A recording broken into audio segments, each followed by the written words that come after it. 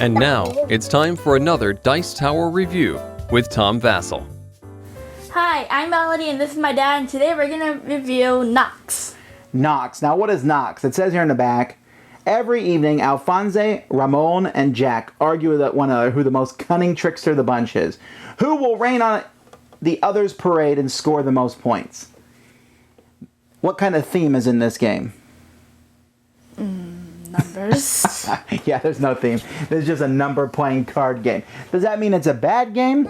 Let's take a look.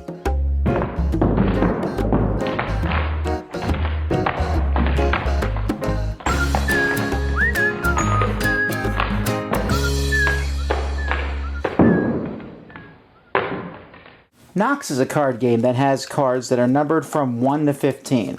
And these cards are in different colors, and also to differentiate them, they have different colors. They have different shaped skulls on them. But you have these cards that are 1 to 15. And so, for example, all 8s are always orange, all 2s are always green, all 1s are always blue, etc.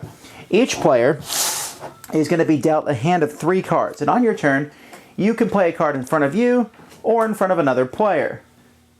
And after these cards have been played out, and as more cards are being put on the table, you can put a card next to one that you already have out, or you can put one on top of a card that's out there. Now, what you'll normally want to do is you'll normally want to play low cards on top of other people to make their piles go down, while on your own cards, you'll probably want to play cards that make them go up.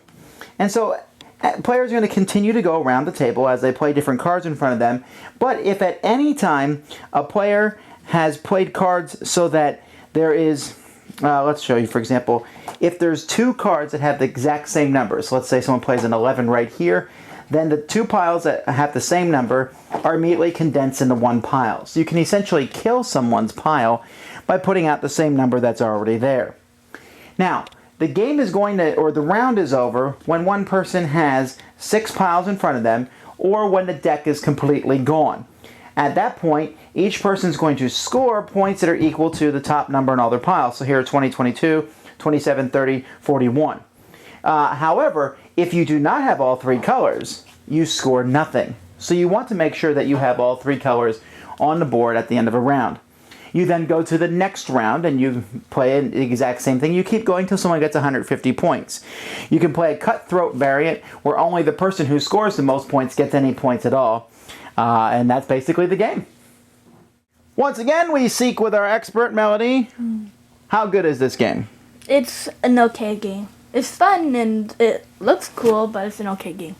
Well, yeah, I mean, there's some interesting ideas to it. You know, the fact that all the numbers are different colors means that the game is going to end.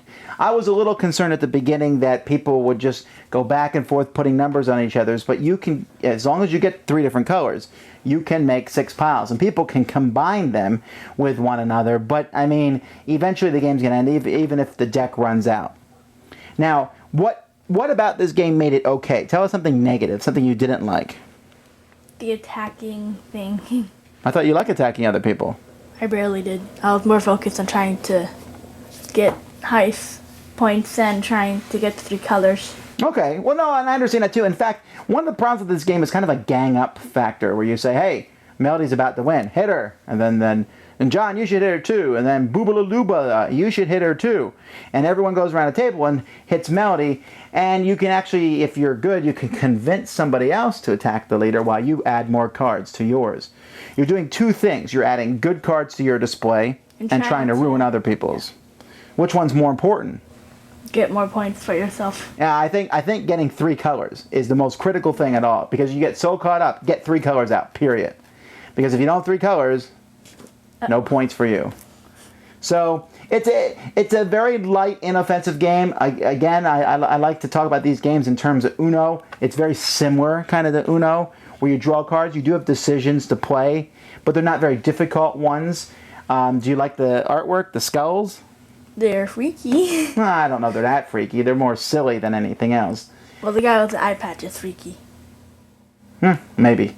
Well, anyhow, so you said that it's okay for you.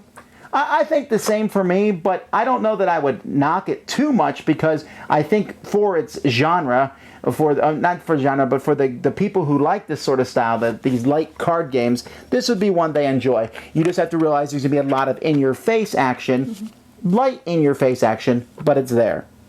What does knocks mean anyway? Who knows? Knocks! Thanks so much for watching the Dice Tower videos. Find more great videos and reviews, as well as our top-rated audio podcast at Dicetower.com. You can also find the latest board game news at Dicetowernews.com. I'm Eric Summerer, and you've been watching The Dice Tower.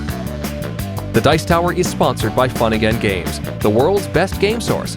Fun Again Games has over 5,000 games available. Check them out at funagain.com.